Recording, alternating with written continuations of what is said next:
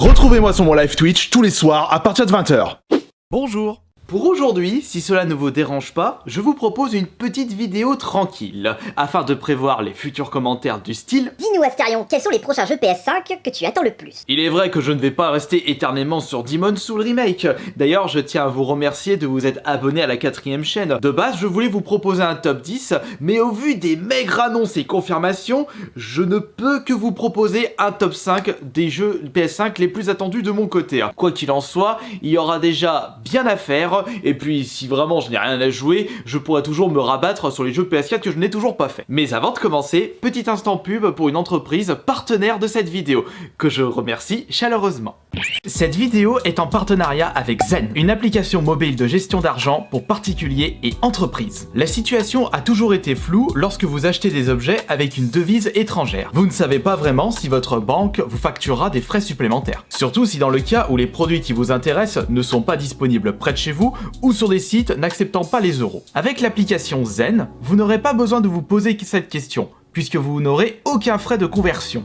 De plus, il vous propose une extension de garantie d'1 an supplémentaire sur les produits que vous achetez avec l'appli sans frais supplémentaires. Et ce n'est pas tout, Zen s'engage à vous rembourser s'il y a le moindre problème à la réception d'une de vos commandes. Cela peut être un colis endommagé, un produit manquant ou un produit ne correspondant pas du tout à ce que vous avez acheté de base. Et ce ne sont que quelques exemples parmi une multitude. Comme vous l'avez compris, cette application vous permet d'acheter sereinement les produits qui vous intéressent sur n'importe quel site marchand, en plus d'être simple d'utilisation. Alors si vous êtes intéressé par l'application Zen, vous avez tous les liens dans la description de cette vidéo. Et sachez qu'il vous propose beaucoup d'avantages si vous êtes vendeur ou adepte des cashbacks.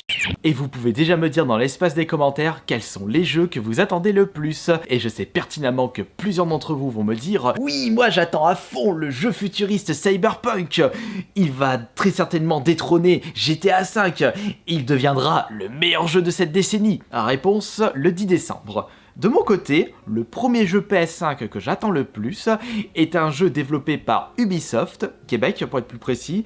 Il s'agit de Immortal Phoenix, un jeu d'aventure qui se déroulera dans une ambiance mythologie grecque. Et de ce fait, c'est un jeu qui m'attire beaucoup, puisque depuis ma tendre enfance, j'ai toujours été attiré par les jeux avec une ambiance mythologie grecque, avec justement les décors, ainsi que les créatures, mais c'est plutôt les monstres et les créatures en rapport avec cette mythologie qui m'attire beaucoup. On va dire que j'ai tellement passé d'excellents moments sur les Heroes Might and Magic sur PC que logiquement, lorsque je vois un jeu avec des créatures mythologiques telles que les minotaures, les cyclopes, les dieux, les méduses, je suis automatiquement attiré. Et pour retransmettre une bonne ambiance mythologie grecque, Ubisoft Québec ne sont pas qu'à leur premier coup d'essai, puisque ce sont eux qui ont pu développer Assassin's Creed Odyssey, un jeu qui possède beaucoup de rapports avec la mythologie grecque. Cependant, Immortal Phoenix ne possédera pas des graphismes réalistes par rapport à Assassin's Creed Odyssey. Ce sera plus un monde cartoonesque. Moi personnellement, ça ne me dérange pas du tout. Tant que c'est beau à regarder et que ça a une âme, c'est le principal. J'ai confiance en Ubisoft Québec pour jouer à un super jeu d'aventure en rapport avec la mythologie grecque. Nous allons malheureusement basculer de suite en 2021 puisqu'il n'y a pas d'autre jeu que j'attends avec impatience pour cette fin d'année. Faut dire que la PS5 est encore toute jeune et il faudra laisser un petit peu plus de temps aux développeurs pour nous proposer des jeux de qualité. Et d'ailleurs, le jeu suivant m'a l'air vraiment d'être complètement frappadingue et jouissif en même temps. Il s'agit de Riders Republic qui sortira le 25 février s'il n'y a pas de retard supplémentaire. Et il s'agit d'un jeu de sport qui combine plusieurs sports extrêmes différents. Dans le trailer, j'ai pu voir du snow, du VTT, il y aura très certainement du ski, et ce n'est pas vraiment anodin pour ce mélange de sports extrêmes, puisque les développeurs de Riders Republic sont en réalité les développeurs de Steep, un jeu qui était sorti sur PS4 et Xbox One, un jeu de sport extrême plus basé sur la neige, qui combinait énormément de sports différents. Je trouve que ce jeu est très cool, mais je n'ai pas retrouvé le côté complètement barré des SSX. Et justement, lorsque j'ai vu le trailer de Riders Republic, j'ai comme l'impression qu'ils vont rajouter cette touche de folie qui manque à ce type. Et j'ai vraiment confiance au studio de développement qui est Ubisoft Annecy. Allez-y les gars, proposez-nous un truc de fou furieux, ce grain de folie qui nous manque dans certains jeux de sport. Ce ne sera pas pour tout de suite pour le troisième jeu de cette liste qui se nomme Deathloop, qui sortira le 21 mai 2021, si lui aussi n'a pas de retard supplémentaire. Et c'est un jeu qui a été développé par Arkane Studio, un studio lyonnais. Et bah dis donc les Français, ou plutôt les francophones, on y va fort là sur la PS5. Entre Ubisoft Québec pour Immortal Phoenix, Ubisoft Annecy pour Alliance République, et là Arkane Studio Lyon pour Deathloop. Et il s'agit d'un FPS avec une histoire qui m'a l'air bien barrée, aux graphismes qui nous font rappeler les comics. Encore une fois, il n'y a pas besoin de proposer des graphismes ultra réalistes pour nous proposer un super contenu. Enfin, je dis ça comme si j'avais déjà testé le jeu et que je l'ai déjà terminé et que je l'ai adoré. Non, ce que je veux dire par là, c'est que tant que c'est beau à voir, c'est le plus important. Peut-être que pour ce FPS, on retrouvera un petit côté farfelu concernant la maniabilité, la façon de jouer, et également en ce qui concerne l'histoire. D'ailleurs, un FPS avec une histoire un petit peu barrée, je pense tout de suite à la trilogie TimeSplitter qui était sortie sur PS2, Xbox et GameCube. Enfin, loin d'être pas sorti sur GameCube ni sur Xbox. Enfin, ce que je veux dire par là, c'est que j'aime bien jouer à des FPS qui ne sont pas vraiment réalistes. Peut-être que vous ne serez pas d'accord sur mes propos.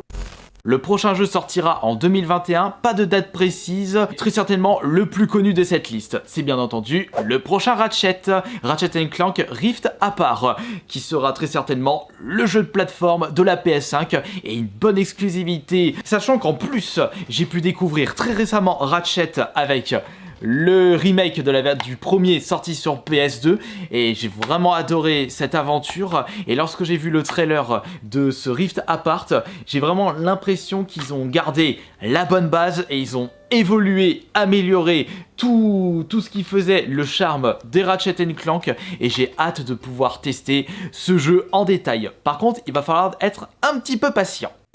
Et pour le cinquième jeu de ce top, il s'agit d'un TPS qui m'a direct fait penser au Dead Space, un jeu qui se déroulera dans l'espace avec ce petit côté horreur avec des monstres qui ressemblent à rien du tout.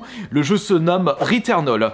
Malheureusement, pas de date précise pour celui-ci également, il sortira normalement en 2021 et c'est un jeu qui est développé par Ozmark, un studio de développement finlandais qui a pu nous proposer très récemment Matterfall, qui est un run and gun, ainsi que Nex Machina, qui est un shoot 'em up.